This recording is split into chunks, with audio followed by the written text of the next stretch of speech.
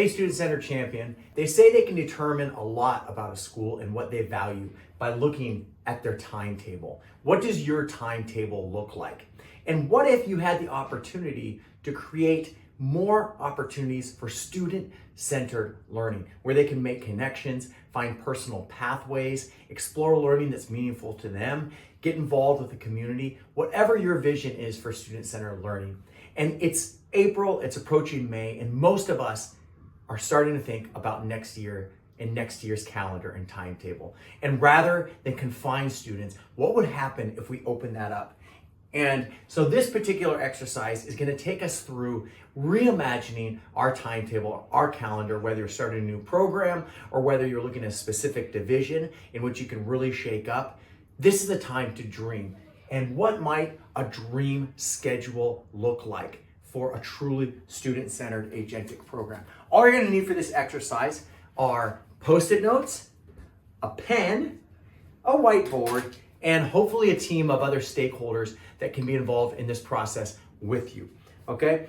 The first thing you want to do as you think up your dream timetable, we talked earlier about what are the things that you value. What is the story that you want to tell to parents, to staff, to the community about who you are, okay?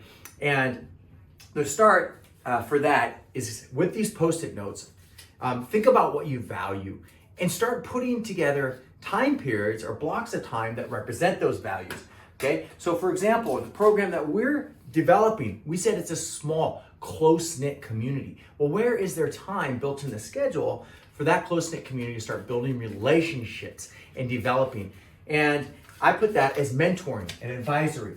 And that's gonna happen daily, all right? Every single morning for 15, 20 minutes, we're gonna have that mentoring and advisory. We know how important it is for students to have that mentor where they can check in around their goals, check in around their personal health, check in around what they are trying to achieve. Another thing that we wrote on a different color Post-it notes, we also value that learning is connected, okay? Learning doesn't happen just in subject-specific silos. And so how are we going to arrange that to happen? We have a block for interdisciplinary learning, okay? How much time we want to offer that throughout the week? We want to do that 2 different times during the week. I'm going to put that here on Monday and Wednesday. This is once their brains are warmed up, they'll have the cognitive capacity to start thinking and making connections.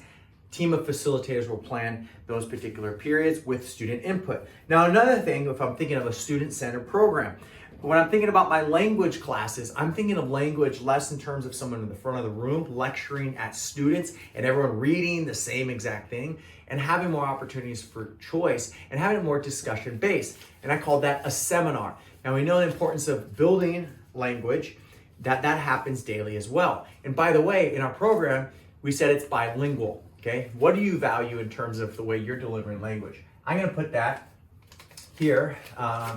In the afternoon, and they're gonna get that every single day, okay? That language seminar.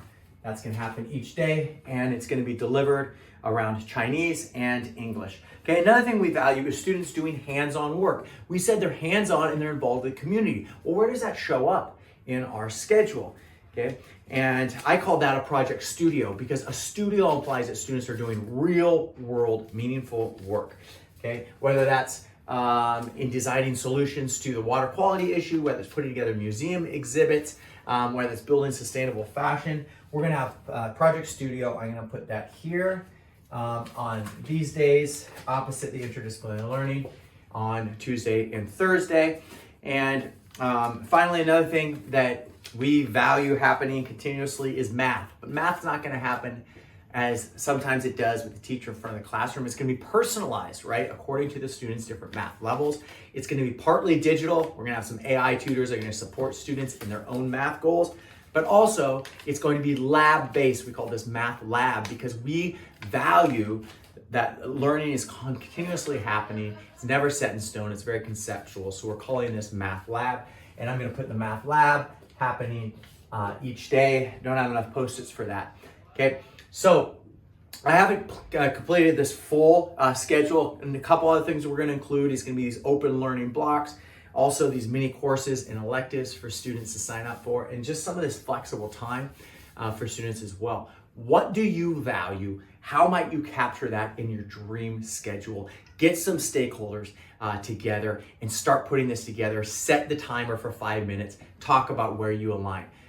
Did you enjoy this particular exercise? I'd love if you gave it a comment and talk about how this might look in your setting, but more importantly, to go to the podcast episode, because every single month I'm going to drop a new podcast episode around designing your student-centered program from scratch. This had to do with scheduling. Next week, we're going to look at staffing. Everyone talks about an S in developing the dream student-centered program. So I hope you go to that. That's in the link.